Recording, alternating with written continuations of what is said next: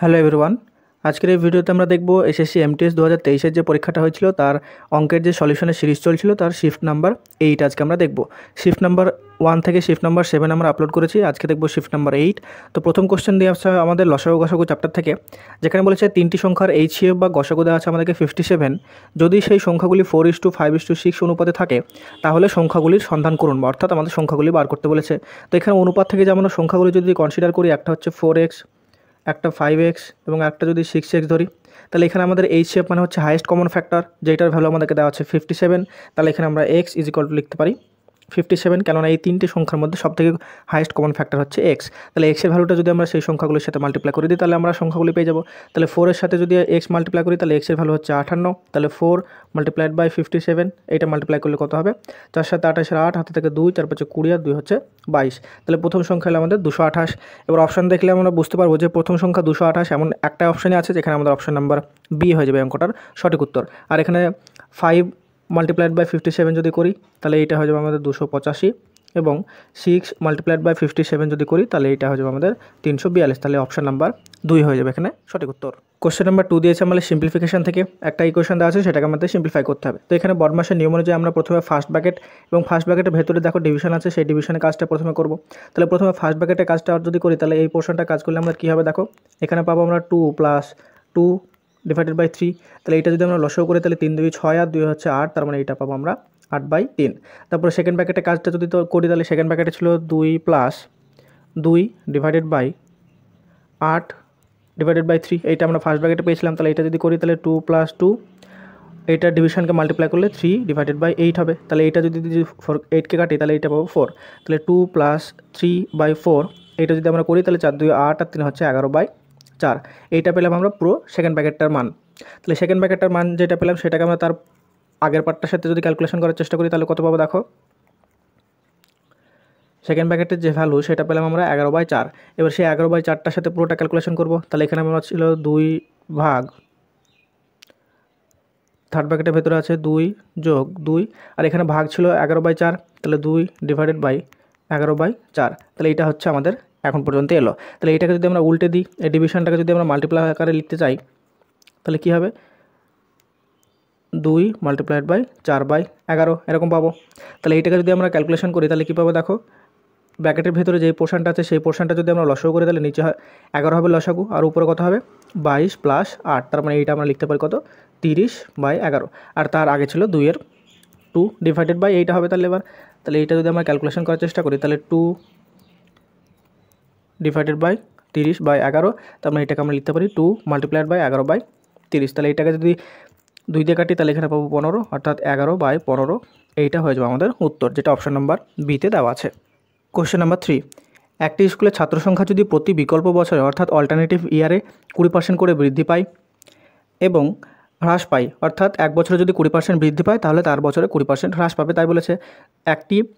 এটি 2015 সালে বৃদ্ধির সাথে শুরু হয়েছিল এবং প্রাথমিক যে শক্তি অর্থাৎ প্রাথমিক যে টোটাল ছাত্র সংখ্যা ছিল সেটা আমাদের দেওয়া ছিল 3000। তাহলে 2017 সালে বিদ্যালয়ের ছাত্র সংখ্যা বা টোটাল স্ট্রেংথ কত হবে সেটা আমাদের বার করতে বলেছে। তো এখানে অঙ্কটায় কী বলা আছে যে 2015 সালে এটা বৃদ্ধির সাথে শুরু হয়েছিল, অর্থাৎ 2014-তে যদি আমরা ধরি যে টোটাল 3000 স্টুডেন্ট ছিল স্কুলে, তাহলে 2015-তে সেটা কী হয়েছে 16-তে এবং 2017-তে। তাহলে 2014-তে অর্থাৎ 15-র আগে যেটা ছিল সেটা 15-তে বৃদ্ধি পেয়েছে, তারপরে কী হবে 15-তে যদি বৃদ্ধি পায় 16-তে সেটা হ্রাস পাবে এবং 17-তে আবার সেটা বৃদ্ধি পাবে। তো এখানে আমাদেরকে বলেছে যে 15-তে বৃদ্ধির সাথে শুরু হয়েছিল, তার মানে 2015-তে যেটা ছিল সেটা হচ্ছে আমাদের বৃদ্ধি পেয়েছে, তারপর 2016-তে আমাদের হ্রাস পেয়েছে এবং 2017-তে আমাদের আবার বৃদ্ধি পেয়েছে।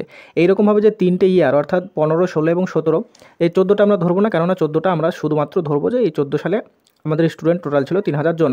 তাহলে বৃদ্ধি পেয়েছে কোথা থেকে, 2015 থেকে 17 পর্যন্ত বৃদ্ধি এবং হ্রাস পেয়েছে। তাহলে এই 3 বছরে যে টোটাল আমাদের চেঞ্জটা হয়েছে সেই চেঞ্জটা কত পার্সেন্ট হয়েছে সেটা বার করতে হবে, আর টোটাল যে চেঞ্জ কত হয়েছে সেটাও বার করতে হবে। তো এখানে আমাদের পার্সেন্টে যেটা দেওয়া আছে সেটা দেওয়া আছে আমাদেরকে 20% করে চেঞ্জ হয়েছে বলেছে। তাহলে আমরা 20% যখন চেঞ্জ হচ্ছে তখন এর যে 2 বছরে যদি আমরা ধরি তাহলে 2 বছরে যে এফেক্টিভ চেঞ্জ সেটার বার করার ফর্মুলা হচ্ছে x + y + xy divided by 100, এইটা হচ্ছে আমাদের ফর্মুলা।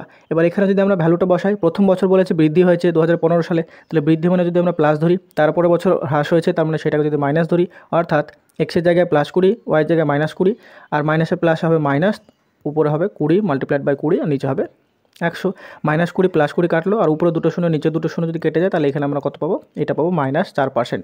এইটা পেলাম আমরা 2 বছরে। এবার আমাদেরকে বার করতে হবে 3 বছরে, অর্থাৎ তৃতীয় বছরের ক্ষেত্রে। তাহলে প্রথম 2 বছর মিলে আমরা -4% অর্থাৎ 4% হ্রাস পেলাম। তারপরে আমাদেরকে বলেছে যে প্রথম বছর যদি বৃদ্ধি পাই, তারপরের বছর যদি হ্রাস পাই, তাহলে আমাদেরকে কী বলেছে? তার পরের বছর আমাদের বৃদ্ধি পাবে। তাহলে 4% যেটা হ্রাস পেলো 2 বছরে, তার সাথে আবার আমরা 20% বৃদ্ধির ক্যালকুলেশন করব। তাহলে এই 20% বৃদ্ধি যদি আবার ক্যালকুলেশন করি একই ফর্মুলাতে, তাহলে এটা কী আসবে দেখো? তাহলে আমরা 3 বছরে টোটাল কত % বৃদ্ধি বা হ্রাস পেয়েছে সেটা পেয়ে যাবো। তাহলে এখানে আমাদের -4 + 20 যেহেতু বৃদ্ধি হয়েছে তৃতীয় বছরে, -4 × 20 আর এখানে হবে 100। তাহলে এখানে যদি প্লাস করি তাহলে এখানে আমরা পাবো 16 মাইনাস 0 কাটলে এটা হবে 0.8, তার মানে এটা পেয়ে যাবো আমরা কত? 15.2%। এটা হলো আমাদের টোটাল যে 3 বছর সময় ছিল সেই 3 বছর এফেক্টিভ চেঞ্জ। তাহলে এইটা আমাদের প্লাস এলো মানে হচ্ছে এটা আমাদের টোটাল যে ছাত্র সংখ্যা সেটা বৃদ্ধি পেয়েছে। তাহলে 15.2%। অপশানগুলো দেখতে পাবে যে আমাদের 15.2% সেটা হচ্ছে অপশান নাম্বার সি একটাতেই আছে। তাহলে এখানে আমাদের উত্তর অপশান নাম্বার সি হয়ে যাবে। তাহলে এখানে আমাদের নাম্বারটা আলাদা করে ক্যালকুলেশন করার কোনো দরকার নেই। যদি আমরা ক্যালকুলেশন করতে চাই তাহলে কি করব? যে আমাদের টোটাল যে ছাত্র সংখ্যা ছিল 3000, তার হচ্ছে 15.2% মানে কত সেটা আমরা ক্যালকুলেশন করব। তাহলে 15.2%-এর জন্য নিচে হচ্ছে 0 হবে, 100 হবে, আর উপরে এই যে দশমিক ছিল সেটার জন্য আরেকটা 0 হবে। তাহলে এইটা যদি মাল্টিপ্লাই 0 কেটে দিই, তাহলে 3 দিয়ে যদি এটা মাল্টিপ্লাই করি তাহলে 3 2 হচ্ছে 6, 3 5 হচ্ছে 15, 5 হাত থেকে 1, 3 1 3, এইটা হয়ে যাবে আমাদের 3456। তাহলে এইটা হয়ে যাবে আমাদের সঠিক উত্তর, অপশান নাম্বার সি। এখানে একটু ভুল হয়ে গেছে। এইটা আমাদের যে বলেছে আমাদের টোটাল যে 15.2% সেটা বৃদ্ধি পেয়েছে, তাহলে বলেছে আমাদের টোটাল যদি প্রথম যদি 100 থাকতো তার উপর যদি 15% বৃদ্ধি পাই তাহলে সেটা আমাদের কত হবে? 115.2% হবে। তাহলে এইটার সাথে আমরা মাল্টিপ্লাই করবো কত? 3000-এর সাথে 115.2% মাল্টিপ্লাই করবো। তাহলে এটা 115.2-কে যদি পয়েন্ট তুলে আমাদের হচ্ছে 1152 হচ্ছে, 1152-কে 3 দিয়ে মাল্টিপ্লাই করলে আমরা 3456 পেয়ে যাবো। আর এখানে আমাদের 15.2%, তাহলে অপশান নাম্বার সি আমাদের হয়ে যাবে সঠিক উত্তর। কোশ্চেন নাম্বার 4, রিনা, ঋতু এবং সীতা স্বাধীনভাবে একটি কাজ যথাক্রমে 6 ঘন্টা, 9 ঘন্টা এবং 18 ঘন্টায় সম্পূর্ণ করতে পারে। যদি একসাথে কাজ করে তাহলে সেই কাজটি সম্পূর্ণ করতে তারা কত সময় নেবে? তো এটা টাইম অ্যান্ড ওয়ার্কের বেসিক অঙ্ক, যেখানে আমাদেরকে বলেছে রিনা কাজটি করে কত ঘন্টায়? 6 ঘন্টায়। ঋতু কাজটি করে কত ঘন্টায়? 9 ঘন্টায়। এবং সীতা কাজটি করে 18 ঘন্টায়। তাহলে 9, 18 এবং 6-এর যদি আমরা লসাগু করি তাহলে লসাগু পাবো কত? 18। এই 18টা হলো আমাদের টোটাল ওয়ার্ক। তাহলে রিনার এফিসিয়েন্সি পাবো 3, ঋতুর এফিসিয়েন্সি পাবো 2 এবং সীতার যে এফিসিয়েন্সি সেটা আমরা কত পাবো? 1 পাবো। তাহলে এইটা হচ্ছে আমাদের টোটাল যে তাদের এফিসিয়েন্সি। তাহলে তারা একসাথে যদি কাজটা কমপ্লিট করে তাহলে কত টাইম লাগবে? টোটাল টাইম লাগবে আমাদের টোটাল ওয়ার্ক ডিভাইডেড বাই তাদের এফিসিয়েন্সির যোগফল। এফিসিয়েন্সি হচ্ছে 3 + 2 হচ্ছে 5 আর 1 হচ্ছে 6, তাহলে ডিভাইডেড বাই 6, তার মানে হচ্ছে 3 ঘন্টা সময় তারা কাজটি সম্পন্ন করবে, যেটা অপশন নাম্বার বি হয়ে যাবে এখানে সঠিক উত্তর। কোশ্চেন নাম্বার 5, একটি লম্ববৃত্তাকার শঙ্কু 9.8 সেন্টিমিটার উঁচু এবং ভূমির ব্যাসার্ধ দেওয়া আছে আমাদেরকে 4 সেন্টিমিটার। এটিকে গলানো হয় এবং 3.5 সেন্টিমিটার ভূমির ব্যাসার্ধ সহ বা ভূমির ব্যাসার্ধ বিশিষ্ট একটি লম্ববৃত্তাকার শঙ্কুতে পরিণত করা হয়। তাহলে দ্বিতীয় যে আমাদের পরে গলানোর পরে যে শঙ্কুটা পেলাম সেটার উচ্চতা বার করতে বলেছে। তো আমাদের শঙ্কু একটা ছিল, সেটা থেকে আরেকটা নতুন শঙ্কু তৈরি করা হয়েছে। তো এইটার নতুন শঙ্কুটার আমাদের হাইট কত হবে সেটা বার করতে বলেছে। তো এখানে আমাদের কী হবে? যে প্রথমে যে শঙ্কুটা ছিল সেটার আয়তন তার সাথে সমান হবে দ্বিতীয় যে শঙ্কুটা আমরা গলিয়ে তৈরি করেছি সেটার আয়তন সমান হবে। তাহলে শঙ্কুর আয়তনের যে ফর্মুলা সেটা হয় 1/3 পাই আর স্কোয়ার এইচ। এই ফর্মুলাটাকে আমরা দ্বিতীয় ক্ষেত্রে কাজে লাগাবো। তাহলে প্রথম ক্ষেত্রে যদি আমরা ধরি যে দ্বিতীয় ক্ষেত্রে যে শঙ্কুটা তৈরি করা হয়েছিল তার ভূমির ব্যাসার্ধ দেওয়া আছে সেটা হচ্ছে 3.5 সেন্টিমিটার। তাহলে এর আয়তন কত হবে? 1/3 পাই আর স্কোয়ার মানে হচ্ছে 3.5 তার স্কোয়ার ইন্টু এইচ বার করতে হবে। তাহলে এইচটা আমরা রাখলাম ইজিক্যাল টু এর আয়তন সমান হবে আমাদের প্রথমে যে শঙ্কুটা দেওয়া ছিল তার আয়তনের সাথে সমান। তাহলে এর আয়তন কী হবে? 1/3 পাই আর স্কোয়ার মানে হচ্ছে 4-এর স্কোয়ার, তার মানে এখানে আমরা লিখতে পারি 16 আর এইচ মানে দেওয়া ছিল আমাদেরকে 9.8। এবার এইটা ক্যালকুলেশন করলেই আমরা দ্বিতীয় যে শঙ্কুটা তৈরি করা হয়েছিল তার উচ্চতা পেয়ে যাবো। তাহলে এখানে দেখো 1/3 পাই দুই দিক থেকে কেটে যাবে। তাহলে আমরা এইচ ইজিক্যাল টু কত লিখতে পারি? এইচ ইজিক্যাল টু আমরা লিখতে পারি 16 multiplied by 9.8 divided by 3.5 multiplied by 3.5।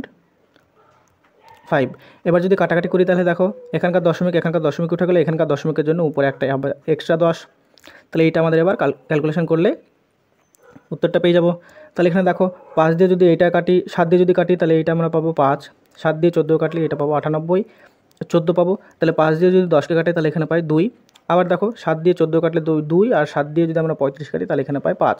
তাহলে উপরে কত পেলাম, আর 16 গুণিত 4 ডিভাইডেড বাই 5, তাহলে এখানে 16 যেটা আছে সেটাকে যদি 5 দিয়ে ডিভাইড করি তাহলে এইটা আমরা কত পাই 3.2 পাই। আর এইটা কত পাবো, 2 দিয়ে হচ্ছে 4, তাই এটা আমরা কত পাবো 12.8 সেন্টিমিটার। এইটা পেয়ে যাবো আমরা দ্বিতীয় যে শঙ্কুটা তৈরি করা হয়েছিল তার উচ্চতা, যেটা অপশন নাম্বার সি হয়ে যাবে এখানে সঠিক উত্তর।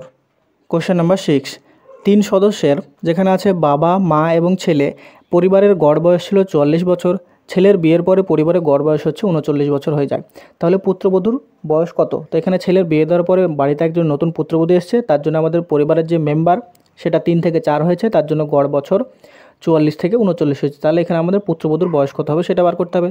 তাহলে পুত্রবধূর বয়স কী করে বার করব, 4 জনের যে টোটাল বয়স সেটা থেকে যদি আমরা 3 জনের টোটাল বয়স বাদ দিই তাহলে সেখান থেকে আমরা পুত্রবধূর বয়স কত হবে সেটা বেরিয়ে যাবে। তাহলে 4 জনের যে টোটাল বয়স সেটা কত হবে, 4 multiplied by 39 minus 3 multiplied by 44। এইটা যদি 4 জনের বয়স হয়, এইটা যদি 3 জনের বয়স হয় তাহলে সেটা মাইনাস করলে আমাদের একজনের অর্থাৎ নতুন যে এসে তার বয়সটা পেয়ে যাবো। তাহলে এইটা যদি মাল্টিপ্লাই করি তাহলে 4 9 হয় 36 6, অর্থাৎ একে 3 3 4 12 আর 3 হচ্ছে 15, তাহলে 156 মাইনাস 3 4 12 2, হাতে থাকে 1, 3 4 12 আর একে থেকে 13 132। তো এটা যদি মাল্টিপ্লাই করি তাহলে এখানে পাবো 24 বছর। এই 24 বছর হয়ে যাবে আমাদের যে পুত্রবধূ তার বয়স, যেটা অপশন নাম্বার বিতে দেওয়া আছে। কোশ্চেন নাম্বার 7, তুষার, মেঘা, পুনম এবং রিচা যথাক্রমে 10 দিন, 12 দিন, 15 দিন এবং 18 দিনে একটি কাজ শেষ করে। প্রথম দিন মেঘা, দ্বিতীয় দিন পুনম, তৃতীয় দিন রিচা এবং চতুর্থ দিন তুষার, এইভাবে এবং পঞ্চম দিনে যদি আবার মেঘা থেকে শুরু করে তাহলে এইভাবে কাজটি করলে বিকল্প দিনে তারা কত দিনে শেষ করবে সেটা আমাদের বার করতে বলেছে। তো এখানে আমাদের যে টোটাল দিনগুলো ইন্ডিভিজুয়ালি দেওয়া আছে সেখান থেকে আমরা যদি টোটাল ওয়ার্কটা বার করার চেষ্টা করি তাহলে এখানে আমাদের কী কী দেওয়া আছে, প্রথমে দেওয়া আছে তুষার কত দিনে শেষ করে, তুষার শেষ করে 10 দিনে। তারপর দেওয়া আছে মেঘাকে যদি আমরা এম দিয়ে ডিনোট করি তাহলে সেটা দেওয়া আছে হচ্ছে 12 দিনে। তারপরে আমাদেরকে দেওয়া আছে পুনম, সেটাকে যদি পি দিয়ে ধরি তাহলে এখানে দেওয়া আছে 15, এবং শেষে আমাদেরকে দেওয়া আছে রিচা, যার দিনের সংখ্যা আমাদেরকে দেওয়া আছে 18। তাহলে এই চারটের যদি আমরা এলসিএম করি তাহলে এলসিএমটা হয় করে দেখবে এটা আসে 180। তাহলে এখান থেকে আমরা যদি এফিসিয়েন্সি বার করার চেষ্টা করি তাহলে প্রথমে যে তুষার ছিল তার এফিসিয়েন্সি হবে 18, তারপরে মেঘার যে এফিসিয়েন্সি 12 দিয়ে 180 কাটলে এখানে পায় 15, তাহলে এফিসিয়েন্সি হয়ে যাবে 15। তারপরে এখানে হবে 12, এবার এখানে হবে 10। এইটা হলো তাদের এফিসিয়েন্সি। এবার বলেছে আমাদেরকে কে কেমনভাবে কাজ করেছে দেখো, বলেছে প্রথম দিন মেঘা কাজ করে, তাহলে প্রথমে যদি এম লিখি, তারপর দ্বিতীয় দিন কাজ করে কে, দ্বিতীয় দিন কাজ করে পুনম, তাহলে এম প্লাস পি, তারপরে তৃতীয় দিন করে আর অর্থাৎ রিচা, এবং চতুর্থ দিন কাজ করে তুষার, তাহলে এখানে টি। তাহলে আমাদের এখানে টোটাল কদিন হলো, যদি একে একা কাজ করে তাহলে আমাদের টোটাল এখানে হলো 4 দিন। তাহলে এই 4 দিনে কত ইউনিট কাজ হয়েছে সেটা আমরা দেখবো। তাহলে 4 দিনে 4 ধরনের এফিসিয়েন্সি যদি আমরা অ্যাড করি তাহলে এফিসিয়েন্সি অ্যাড করলে 4 জনের এফিসিয়েন্সি দেখো 18 প্লাস 15 প্লাস 12 প্লাস 10, এই 4টে অ্যাড করলে আমরা পাই 55 ইউনিট। অর্থাৎ এখান থেকে আমরা বলতে পারি যে 4 দিন কাজ করলে আমাদের টোটাল কাজের কত অংশ কমপ্লিট হচ্ছে না, 55 ইউনিট কমপ্লিট হচ্ছে। তাহলে এইটা যদি আমরা আলাদা করে লেখার চেষ্টা করি তাহলে এখানে কী লিখতে পারবো দেখো, আমাদের যে 55 ইউনিট কাজ সেটা হচ্ছে 4 দিনে। তাহলে এই 55-র কাছাকাছি আমরা 55কে এমন মাল্টিপ্লাই করবো যাতে আমাদের 180-র কাছাকাছি আসে। তো 55কে যদি আমরা দেখো 3 দিয়ে যদি মাল্টিপ্লাই করি তাহলে এখানে আমরা 165। এই 165 কাজ করতে আমাদের কত দিন সময় লাগে, এইটাকে 3 দিয়ে মাল্টিপ্লাই করলে আমরা এদিকেও 3 দিয়ে মাল্টিপ্লাই করবো, তাহলে এখানে আমরা কত পেয়ে যাবো 12 দিন সময় লাগবে। তারপরে 180 থেকে 65 মাইনাস করলে বাকি 15 ইউনিট কাজ বাকি থাকে। এই 15 ইউনিট কাজ কে করবে, মানে আমাদের 4 দিনে একসাথে যদি কাজ করে তাহলে একটা সার্কেল কমপ্লিট হয় 4 দিনে, তাহলে পরের সার্কেলে কে আসবে আবার প্রথম দিনে, আবার যদি যেহেতু মেঘা শুরু করেছিল তাহলে পঞ্চম দিনে আমাদের আগে কে আসবে, মেঘা আসবে। আর মেঘা একদিনে কত ইউনিট কাজ করে, একদিনে করে 15 ইউনিট, তার এফিসিয়েন্সি যেহেতু 15, তাহলে 15 ইউনিট কাজ করবে। তাহলে 165 প্লাস 15 করলে আমাদের টোটাল কাজ 180 হয়ে যাচ্ছে, আর 12-র সাথে একদিন আরও এক্সট্রা লাগছে, তাহলে এখানে আমাদের টোটাল 13 দিনে হচ্ছে কাজটি কমপ্লিট হয়ে যাবে, যেটা অপশান নাম্বার সি হয়ে যাবে এখানে সঠিক উত্তর। কোশ্চেন নাম্বার 8, একটি স্কুলের একটি ক্লাসে 2টি বিভাগ আছে। এ বিভাগে বলেছে 30 জন ছাত্র এবং বি বিভাগে আমাকে দেওয়া আছে 20 জন ছাত্র আছে। তাহলে এ বিভাগের যে শিক্ষার্থীগুলো আছে তাদের গড় স্কোর দেওয়া আছে 85 এবং বি বিভাগের গড় স্কোর হচ্ছে 70। তাহলে ক্লাসের সামগ্রিক গড় কত হবে সেটা আমাদের বার করতে বলেছে। তো এই ধরনের অঙ্কগুলো আমরা মিক্সচার অ্যালিগেশন দিয়ে করতে পারি, যেখানে এই স্কুলের এ বিভাগের যে 30 জন ছাত্রর যে গড় সেটা হচ্ছে 85, তাহলে 85 টাকা এখানে লিখবো। বি বিভাগের যে গড় সেটা হচ্ছে 70, তাহলে 70 টাকা আমরা লিখবো কোথায়, এইখানে। এবার এদের যে অ্যাভারেজটা আসবে সেটা আমাদের বার করতে বলেছে। আর আমাদেরকে দেওয়া আছে এ বিভাগের ছাত্র সংখ্যা হচ্ছে 30 এবং বি বিভাগের ছাত্র সংখ্যা হচ্ছে 20। তাহলে 30 আর 20 যদি আমরা রেশিও করি তাহলে এটা কত পাবো, 3:2 2 পাবো, এদের হচ্ছে আমরা ছাত্র সংখ্যার অনুপাতটা পাবো। তাহলে এখানে আমরা যে আমাদের সামগ্রিক যে গড়টা আসবে টোটাল দুটো সেকশন মিলে, তাহলে সেইটা ভ্যালু যদি আমরা x ধরি, তাহলে মিক্সচার অ্যালিগেশনের পদ্ধতি অনুযায়ী কী হয়, 85 থেকে যদি আমরা x মাইনাস করি তাহলে সেটা 2 আসার কথা, আবার x থেকে যদি 70 মাইনাস করি তাই সেটা আমাদের 3 আসার কথা। কেননা এখানে আমরা মিডিলে যে ভ্যালুটা পাবো সেটা হচ্ছে সেটা হচ্ছে 85 থেকে যদি বড় হয় তাহলে সেটা হচ্ছে 70 থেকে যদি বড় হয় তাহলে সেটা 85 থেকে কম হবে, অর্থাৎ একটা থেকে ছোট এবং একটা থেকে বড় হয়। তাহলে সেই নিয়মে যদি আমরা করি তাহলে এখান থেকে আমরা লিখতে পারি 85 minus x divided by x minus 70 is equal to কত লিখতে পারি, 2/3। এবার এটা যদি সমাধান করি তাহলে আমরা এক্সের ভ্যালুটা পেয়ে যাবো। তাহলে এখানে যদি মাল্টিপ্লাই করি তাহলে কত হবে দেখো, 85কে 3 দিয়ে মাল্টিপ্লাই করলে 3 5 15, আর থেকে 1 3 24, আর হাত থেকে 25, তাহলে আমরা এখানে পাবো 255 minus 3x is equal two লিখতে পারি 2x মাইনাস 140। তাহলে এখান থেকে এক্সগুলোকে একদিকে নিয়ে গেলে আমরা পাবো 5x is equal two 255 plus 140, তার মানে এটা আমরা পেয়ে যাবো 395। তাহলে x ইজ ইকুয়াল টু কত পাবো দেখো, x is equal to 395 divided by 5, তাহলে এটা কত পাবো, 5 7 হচ্ছে 35, আর 4 5 9 হচ্ছে 45, অর্থাৎ 79 হচ্ছে আমাদের সামগ্রিক গড় স্কোর। তাহলে এখানে আমাদের অপশন নাম্বার সি হয়ে যাবে সঠিক উত্তর। ত্রৈমাসিক চক্রবৃদ্ধি সুদে প্রতি বছর 16% হারে 1 বছরের জন্য 75,000 টাকার সবৃদ্ধি মূল বা আমাদেরকে টোটাল অ্যামাউন্টটা বার করতে বলেছে। তো এখানে আমাদের প্রিন্সিপাল দেওয়া আছে 75,000, সুদের হার দেওয়া আছে 16%। এই 16% যেটা দেওয়া আছে সেটা আমাদের বার্ষিক সুদের হার দেওয়া আছে, কিন্তু আমাদের এখানে চক্রবৃদ্ধি সুদটা কেমন সেটা হচ্ছে ত্রৈমাসিক। ত্রৈমাসিক মানে হচ্ছে প্রতি 3 মাস অন্তর অন্তর আমাদের যে চক্রবৃদ্ধি সুদ সেটা কম্পাউন্ড হয়। তাহলে এখানে একটা বছরকে যদি আমরা 3 মাস করে ভাগ করি তাহলে আমরা সেটা কটা শিফট পাবো টোটাল, বা কটা স্লট পাবো টোটাল, আমরা 4টে স্লট পাবো। তাহলে আমাদের টোটাল 12 মাসের জন্য যদি 16% সুদ হয় তাহলে 4টে স্লটের জন্য আমাদের সুদের হার করতে হবে 16% ডিভাইডেড বাই 4, তার মানে এইটা আমরা পেয়ে যাবো প্রত্যেকটা স্লটের জন্য, অর্থাৎ প্রতি 3 মাসের জন্য আমাদের সুদের হারটা হবে 4% করে। তাহলে এবার আমরা যে কম্পাউন্ড ইন্টারেস্টের যে ফর্মুলাটা আছে সেটা যদি লাগাই তাহলে এখান থেকে আমরা লিখতে পারি amount is equal to P into 1 plus R divided by 100 to the power N. N হচ্ছে আমাদের এখানে টোটাল কটা স্লট হয়েছে। তাহলে এখানে আমাদের পি মানে দেওয়া আছে 75,000 টাকা,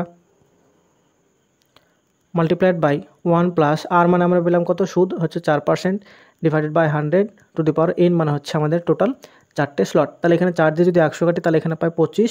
তাহলে এখানে কি লিখতে পারি দেখো, 75,000 মাল্টিপ্লাইড বাই 25, যদি এখানে লসাগু হয় উপরে হবে 1, তাহলে 25 প্লাস 1 মানে হচ্ছে 26। সেই 26/25কে আমরা কবার লিখবো, পাওয়ার যেহেতু 4 আছে তার জন্য এখানে আমরা লিখতে পারি 4 বার। তাহলে এখানে 26/25, আবার 26/25 এবং হচ্ছে চতুর্থবার 26/25। তো এইটা আবার কাটাকাটি করলে 25 দিয়ে যদি 75,000 কাটি তাহলে এখানে 3 25 75 হয়, তাহলে এখানে আমরা পাবো কত, 3,000 পাবো। তারপরে আবার যদি 25 দিয়ে এটাকে কাটি তাহলে এখানে আমরা কত পাবো, এটা পাবো 120। তারপরে এখানে 25কে 5 দিয়ে কাটলে পাবো 5, আর এখানে 120কে 5 দিয়ে কাটলে পাবো আমরা 24। তাহলে এখানে দেখো উপরে আছে কত আছে, 24 আছে, আর হচ্ছে 4টে 26, আর নিচে হচ্ছে 5 25 125। তো এটা যদি ক্যালকুলেশন করো তাহলে ক্যালকুলেশন করলে এটা আমাদের উত্তর আসে অপশন নাম্বার সি, অর্থাৎ 87,739.40 টাকা। এটা হবে আমাদের এই অঙ্কটার ক্ষেত্রে সঠিক। কোশ্চেন নাম্বার 10, দিব্যা 1 টাকায় 6টি ক্যান্ডি কিনেছিলেন, 50% লাভের জন্য তাকে 1 টাকায় কয়টি ক্যান্ডি বিক্রি করতে হবে। তো এখানে আমাদেরকে বলা আছে 6টি ক্যান্ডি যেটা আছে সেটার দাম দেওয়া আছে আমাদের কত টাকা, 1 টাকা। এটা হচ্ছে আমাদের কস্ট প্রাইস। তাহলে এখান থেকে আমরা একটা ক্যান্ডি যদি দাম বার করি তাহলে এইটা পাবো 1 এর 6 টাকা। এইটা হলো আমাদের সিপি বা কস্ট প্রাইস। এবার বলেছে এখান থেকে আমাদেরকে 50% লাভ করতে হবে। 50% মানে আমরা কত জানি, 1/2, এটা ভগ্নাংশে। তাহলে এই 2 ইউনিটের মধ্যে যদি 1 ইউনিট লাভ হয় তাহলে লাভের পর আমাদের ভগ্নাংশটা হবে 3/2। তাহলে 1 এর 6 মাল্টিপ্লাইড বাই 3/2, এটা যদি আমরা করার চেষ্টা করি তাহলে এখানে কত পাবো দেখো, এখানে পাবো 3 দিয়ে 6কে কাটলে পাই 2, তাহলে এইটা পাবো আমরা 1 এর 4। এই 1 এর 4টা আমরা কী পেলাম, 1 এর 4টা পেলাম সেলিং প্রাইস, অর্থাৎ বিক্রয় মূল্য।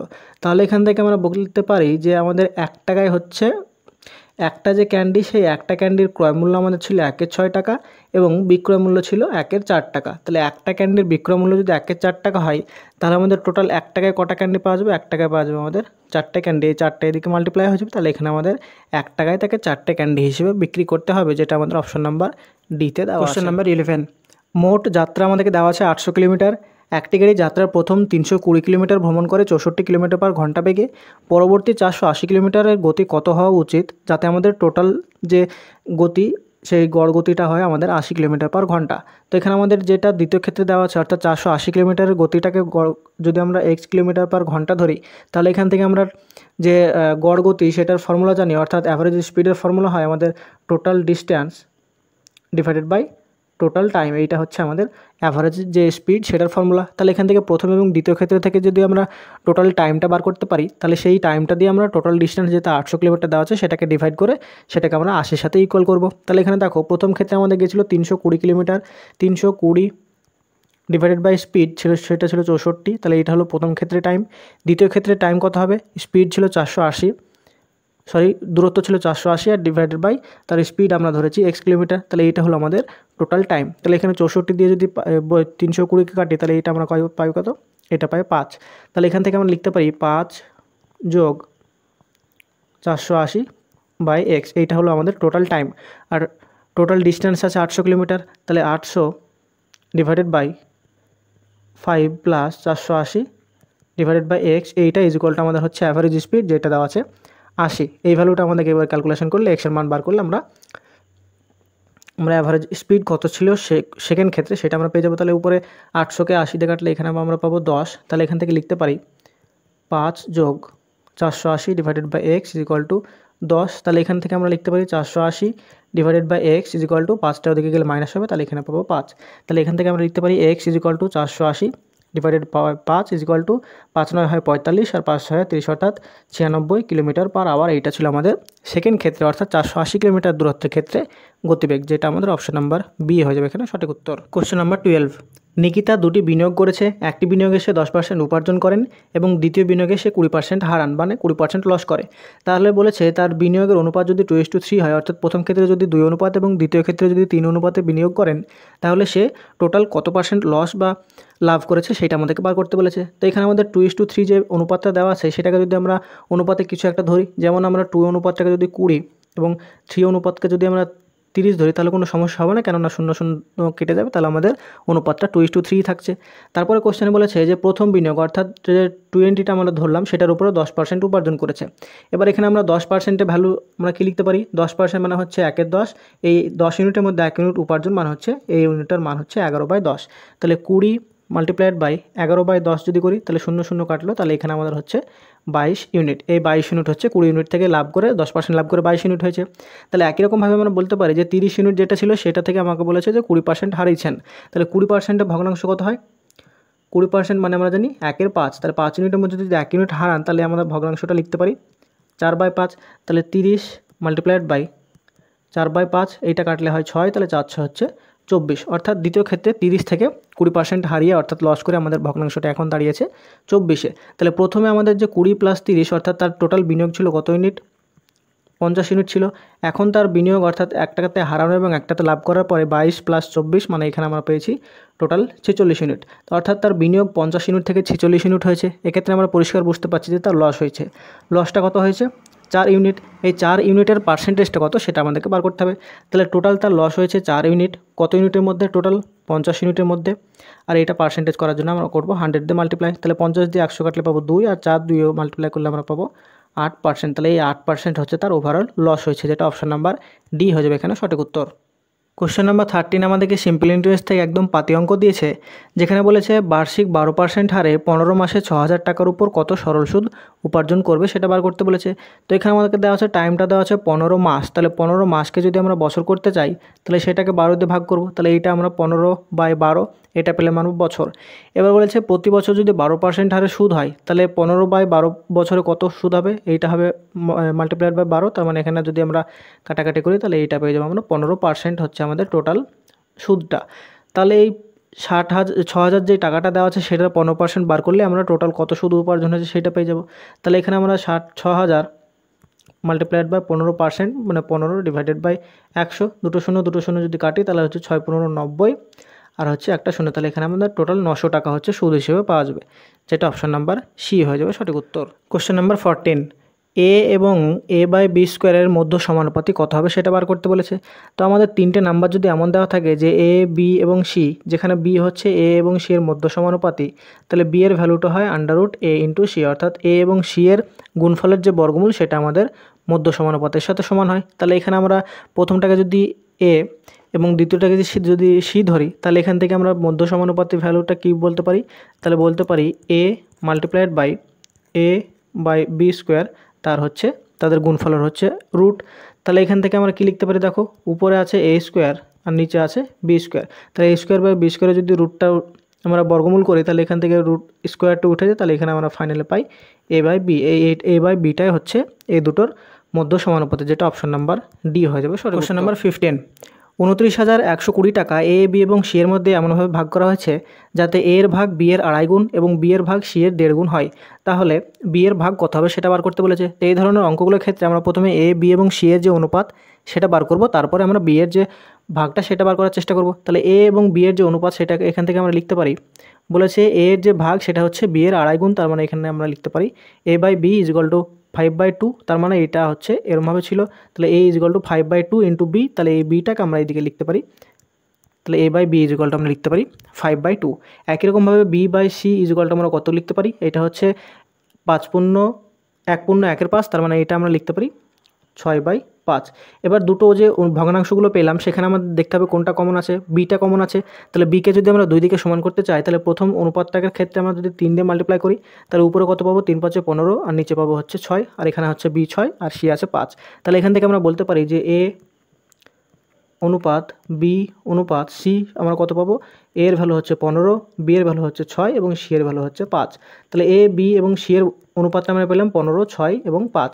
তারপরে আমাদেরকে বলেছে যে বি এর ভাগটা কত হবে, কিন্তু আমাদের দেখো অনুপাতে যে বি এর ভাগটা সেটা হচ্ছে আমাদের 6 ইউনিট, আর টোটাল যে অনুপাতিক সমষ্টি সেটা হচ্ছে 15 আর 5 হচ্ছে 20 আর 6 হচ্ছে 26 ইউনিট।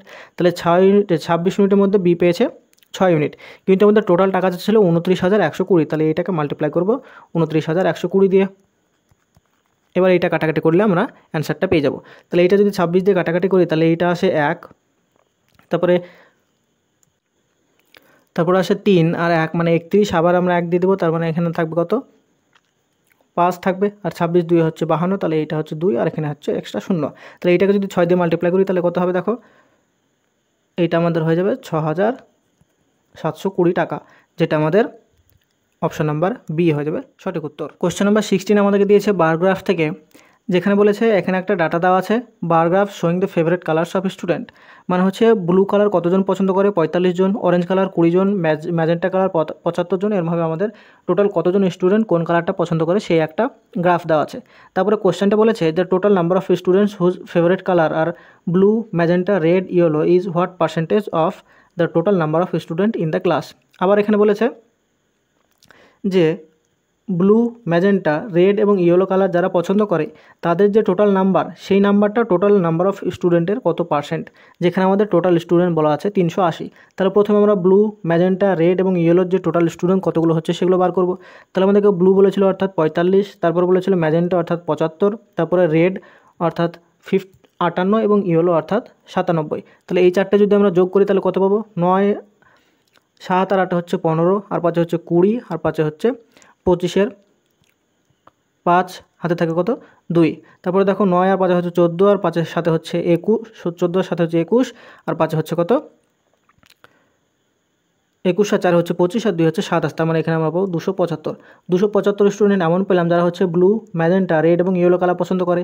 তো তাদের যে পার্সেন্টেজ টোটাল স্টুডেন্টের মধ্যে কত, তাহলে টোটাল স্টুডেন্ট ছিল 380, এই পার্সেন্টেজটা কত হবে সেটা বার করতে বলেছে। তাহলে এখানে 0 0 যদি কাটি তাহলে উপরে আমরা কত পাবো দেখো 2, 7, 5, 0 আর নিচে পাবো 38। তাহলে এইটা আমাদের ভাগ যাবে কত, 8 দিয়ে বেশি হয়ে যাবে, 8 দিয়ে অপশান নাই, তাহলে এখানে আমরা 7 দিয়ে যদি ভাগ দিই তাহলে 7 দিয়ে যদি এটাকে ভাগ করি তাহলে দেখো 2750, এইটাকে 7 দিয়ে ভাগ দিলে হবে 6 7 27 56 অর্থাৎ 6, 5, 3 7 21 আর 5 হচ্ছে 26 অর্থাৎ 266। এটা থেকে যদি মাইনাস করি তাহলে এখানে 9 আর 0, তারপরে এখানে যদি 3 দিয়ে ভাগ দিলে বেশি হয়ে যাবে, তার মানে 2 দিয়ে যদি দিই তাহলে 2 দিয়ে হচ্ছে 72, তার মানে আমাদের আসছে 72। এবার 7.2 আসছে, এই 7.2 মানে হচ্ছে আমাদের কত, এখানে একটা এক্সট্রা জিরো ছিল, তাহলে সেই জিরোটা মানে হচ্ছে আমাদের 72%, তাহলে আমাদের উত্তর হয়ে যাবে কত 72%, যেটা হচ্ছে অপশন নাম্বার বি হয়ে যাবে এখানে। অপশন নাম্বার 17, 185 মিটার দূর থেকে একজন কনস্টেবল একজন চোরকে লক্ষ্য করেছেন। চোর দৌড়াতে শুরু করে এবং কনস্টেবল তাকে তাড়া করে। চোর এবং কনস্টেবলের গতি যথাক্রমে 8 মিটার পার সেকেন্ড এবং 9 মিটার পার সেকেন্ড হলে 2 মিটার পরে তাদের মধ্যে দূরত্ব কত হবে। তো আমাদের চোর এবং পুলিশের মধ্যে যে দূরত্ব, এটা যদি চোর হয় এটা যদি পুলিশ হয়, তো তাদের মধ্যে দূরত্ব দেওয়া আছে আমাদেরকে 185 মিটার। তাহলে 185 মিটার যখন তাদের মধ্যে দূরত্ব ছিল তখন তারা একে অপরের, তখন তারা কী করে না, চোরটাকে পুলিশটা তাড়া করতে শুরু করে এবং তাদের স্পিড দেওয়া আছে হচ্ছে 8 মিটার পার সেকেন্ড এবং 9 মিটার পার সেকেন্ড। যেহেতু পুলিশটা চোরের পিছনে তাড়া করছে, তাদের জন্য তাদের গতি সবসময় একই দিকে হবে, আর একই দিকে হওয়া মানে তাদের যে রিলেটিভ স্পিড সেটা কী হবে, বড়োটা থেকে ছোটোটা মাইনাস হয়ে যাবে। তাহলে এখান থেকে আমরা রিলেটিভ স্পিড কত লিখতে পারি, 9 থেকে 8 মাইনাস করলে এটা আমরা লিখতে পারি 1 মিটার পার সেকেন্ড। এটা হচ্ছে রিলেটিভ স্পিড। এবার আমাদেরকে বলেছে যে 2 মিনিট পরে তাদের মধ্যে দূরত্ব কত হবে। তো আমরা প্রথমে দেখব যে 2 মিনিটে তারা কতটা দূরত্ব অতিক্রম করবে। তো এখানে আমাদের স্পিড অর্থাৎ তারা 1 সেকেন্ডে কতটা দূরত্ব অতিক্রম করে, 1 সেকেন্ডে তারা যায় হচ্ছে 1 মিটার। তাহলে 2 মিনিট মানে হচ্ছে 120 সেকেন্ড। তাহলে 120 সেকেন্ডে কত যাবে, 120 মিটার যাবে। তাহলে আমাদেরকে দেখতে হবে যে 2 মিনিটে তারা হচ্ছে 120 মিটার দৌড়েছে, অর্থাৎ পুলিশটা চোরের কাছে 120 মিটার এগিয়ে গেছে। কিন্তু প্রথমে আমাদের দেওয়া ছিল তাদের মধ্যে দূরত্ব ছিল 185 মিটার। তাহলে 185 মিটার যে দূরত্বটা ছিল তার মধ্যে পুলিশটি চোরের কাছে এগিয়ে গেছে কত, 120 মিটার। তাহলে 185 থেকে যদি আমরা 120 মাইনাস করি তাহলে সেই ডিস্টেন্সটা এখন হচ্ছে তাদের মধ্যে দূরত্ব।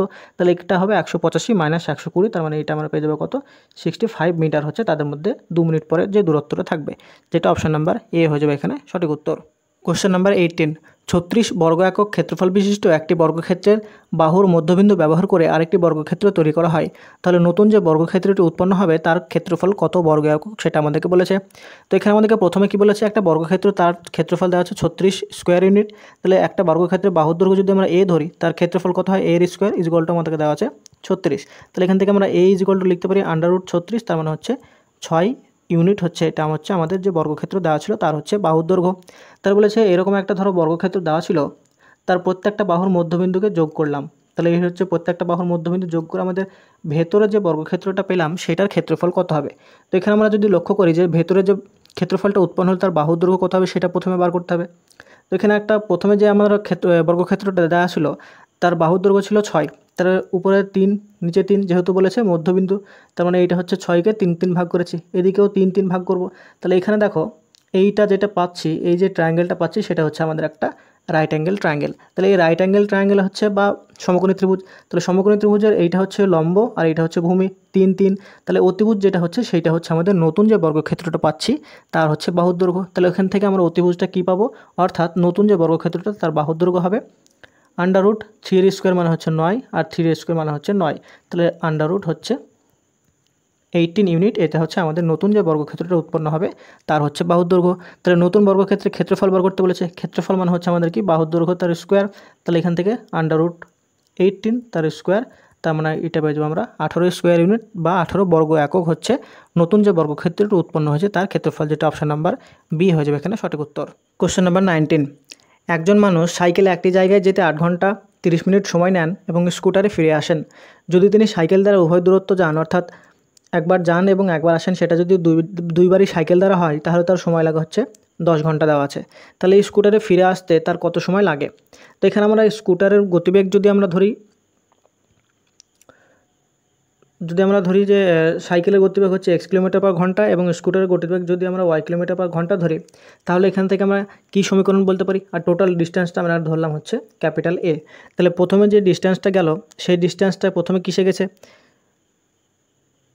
সাইকেলে গেছে এবং স্কুটারে ফিরে এসছেন। তাহলে A/x প্লাস A/y, এটা হচ্ছে যাওয়ার, এটা হচ্ছে আসার, এই টোটাল যে টাইম সেটা হচ্ছে 8.5 ঘন্টা। তাহলে এইটাকে আমরা 8×1/2 লিখতে পারি। সেই 8×1/2 মানে হচ্ছে আমাদের 17/2 ঘন্টা। এইটা হচ্ছে আমাদের প্রথম সমীকরণ। তারপরে বলেছে যে এই উভয় দূরত্ব যদি তিনি সাইকেল দ্বারা উভয় দিকে যান তাহলে তার সময় লাগে হচ্ছে 10 ঘন্টা। তাহলে এখান থেকে আবার আমরা লিখতে পারি A/x প্লাস A/x, যেহেতু দুই ক্ষেত্রে সাইকেল ইউজ করেছেন তাহলে এইটা আমাদেরকে দেওয়া আছে 10 ঘন্টা। তাহলে বাদিকে আমরা লিখতে পারি 2A/x হচ্ছে 10। তাহলে এখান থেকে আমরা A/x কত লিখতে পারি, দুইটার দিকে ভাগ হবে, তাহলে A/x লিখতে পারি 5। তাহলে A/x এর ভ্যালু যদি আমরা এখানে বসাই তাহলে 5 প্লাস A/y 17/2। তাহলে A/y আমরা লিখতে পারি 17/2 -5, তার মানে এটা লসাগু করলে 10 মাইনাস হবে, তার মানে এখানে আমরা লিখতে পারি 7/2। এই 7/2টা কিসের ভ্যালু পেলাম, তাহলে এখান থেকে আমরা y কত লিখতে পারি, দেখো y আমরা লিখতে পারি 2A/7। আর এই yটা আমরা ধরেছিলাম হচ্ছে তার স্কুটারে 2 পথ যেতে কত সময় লাগছিল। তাহলে 2 পথ মানে হচ্ছে আমাদের টোটাল ডিস্টেন্স হচ্ছে 2A, আর এখানে হচ্ছে আমাদের ওয়াই টায়ার ধরেছিলাম যে স্কুটারের হচ্ছে গতিবেগ, আর গতিবেগ মানে আমরা জানি total distance divided by time. তাহলে টাইমটা এখানে আমাদের কত দেওয়া আছে 7 ঘন্টা, যেটা হয়ে যাবে আমাদের উত্তর 7 ঘন্টা, অর্থাৎ অপশন নাম্বার বি হয়ে যাবে এখানে সঠিক উত্তর।